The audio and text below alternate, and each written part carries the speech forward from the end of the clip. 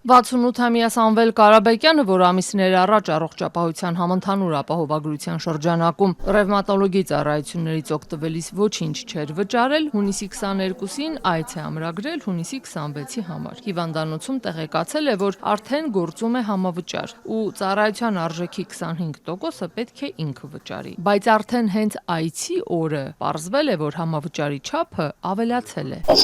Արդեն 50% է, բայց քանի որ դուք գրանցվել եք այն պահին, երբ որ դեռ 25 էր, այդքանը վճարեք։ Դասախոս Կարաբեկյանը տարակուսած է, ինչու մինչև ընտրություններն այդ համավճարը չկար։ Նախընտրական քվեակորզիչ օպերացիա էր, որը թույլ տվեց եւս որոշ ժամանակ ղեկին մնալ։ Կարաբեկյանը Facebook-յան իր էջում այսպես էր որակել իր հետ տեղի ունեցածը։ Նրա գրառմանը հիմնադրամի պաշտոնական էջով էին պատասխանել։ Նախ խնդրել էին բժշկական կազմակերպության անունը նշել, որ ուսումնասիրեն խնդիրը։ Այնուհետև տեղեկացրել էին համավճարի կիրառման կարգում փոփոխություն չի եղել։ Այն կիրառվում է օրենքով սահմանված կարգով։ Իսկ մատուցվող ծառայության արժեքը յուրաքանչյուր բուժկենտրոն ինքնուրույն է որոշում, բայց չի կարող գերազանցել սահմանված գնի կրկնապատիկը։ Ռևմատոլոգի այցի եւ խորհրդատվության համար էլ նախատեսված է համավճար։ Ես այնտեղ պատասխան չտեսա։ Տպավորություն ունեցա, որ գուցե չաթ-բոտ է, որը որոշակի արդեն տեքստերով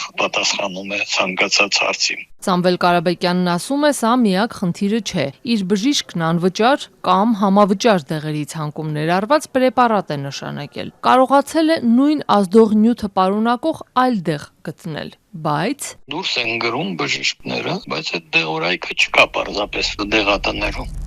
Facebook-յան մեր հարցմանն արձագանքած օգտատերերից շատերը գոհ էին ապահովագրության շրջանակներում ստացած ծառայությունների որակից։ Այս կինն օրինակ դժգոհ չէ, որ համավճարով մուծումներ է արել։ Օգտվել եմ ու շատ գոհ եմ։ Անչափ հոգատար վերաբերմունք են ցուցաբերում։ Համավճար կա միայն խորհրդատվությունների որոշների ժամանակ 1000-ից 3000 դրամ եմ վճարել։ Անալիզներից 99%-ը MRT, սոնոգրաֆիա, մամոգրաֆիա, դուպլեքս ամբողջը եղել է այս շրջանակներում։ Այդ պատվերով։ Մեջբերում Facebook-յան մեր հարցմանն արձագանքած մյուս օգտատիրոջ գրառումից։ Սա Հայաստանում անկախությունից ի վեր ամենամարդասիրական ռեֆորմն է։ Ընտանիքիս մեծերը, մայրս, մորաքույրս, կինս շահառու են։ Պետությունը իր քաղաքացու կողքին է։ Աննկարագրելի է վիրահատական եւ լուրջ միջամտություններից օգտվող տատիկ-պապիկների ուրախությունը։ Իսկ այս ծնողներին դուր չէր եկել այն, որ նախկինում ստացած անվճար ծառայության դիմաց հունիսից հետո իրենց ասել են՝ մի մասը պետք է վճարեն։ Հունիսի 22-ին երեխայս 7 տարեկան ուզեցի տանեմ օրթոպեդի մոտ, որտեղ ոտքը խնդիր ուներ։ Պոլիկլինիկայի օրթոպեդը ստուգեց, բայց քանի որ շատ անորոշ էր իր պատասխանները, ցանկացա եւս մեկ օրթոպեդ ստուգի։ Պարզվեց, որ ցերեկվա հերթապահը բաժնի վարիչն է եւ պետքա վճարեմ 20000 դրամ։ Ես ասացի, որ ուղեգրով է։ Ասացին, հա 20000 դրամը կդառնա 12000 դրամ, բայց քանի որ մեր ընկեր պոլիկլինիկան է, ուղիղ կես կլինի, կվճարեք 6000 դրամ, որը կոչվում է համավճար, պահումվարից է օրենքը արդեն գործում։ Եթե ցանկանում եմ, եթե ոչ։ Ստիպված վճարեցի։ Որդիս Երևանի կլինիկաներից մեկում դիսպանսեր է գրանցված, բնականաբար կոնսուլտացիա էին գնում ուղեգրով, բայց այնուամենայնիվ 6000 դրամ վճարեցինք որպես համավճար։ Միթե ճիշտ էին լուրերը, թե ընտրություններից հետո ապահովագրության գումարները սկսելու են չբավարարել, արդեն անձնական նամակներով հարցնում էին Facebook-յան մեր գրառմանն արձագանքած օգտատերերից մի քանիսը։ Առողջապահության նախարար Անահիտ Ավանեսյանը նախորդ շաբաթ իր ասուլիսում նշել էր, հենց այդ լուրերի պատճառով մայիսին արհեստականորեն մեծացել էր դիմելիությունը։ Մայիս ամսին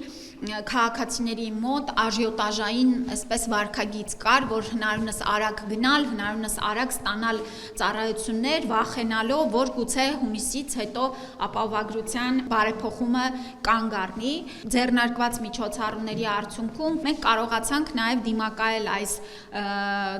դիմելիությանը։ Առողջության համընդհանուր ապահովագրության հիմնադրամից Ազատությանն այսօր հարցազրույց չտվեցին, դրսից հյուրեր ունեին, բայց փոխանցեցին համավճարն ընտրությունների հետո չի ներդրվել, այն նախատեսված էր դեռ նախնական հայեցակարգով, հետո ամրագրվել է օրենքով։ Սպառվել է ապահովագրությանն ուղղված գումարները։ Եթե ոչ, ապա ինչու է կառավարությունը նախորդ ամսվա որոշումներից մեկով հիմնադրամին 71 միլիարդ գումար հատկացրել։ Այս հարցը թե մամուլի էջերում է, թե համացանցում։ Առողջապահության նախարար Անահիտ Ավանեսյանը նախորդ շաբաթ այս հարցին է անդրադարձել։ Ոչ թե որ ծախսերն են մեր սահմանվածից ավել եղել եւ կարիք է եղել հավելյալ գումարներ տալ, այլ օրենքով սահմանված ապահովագրված անձանց թիվը աճել է պետության կողմից սուբսիդավորվող խմբի եւ պետությունը իր պարտավորությունը իրականացրել է։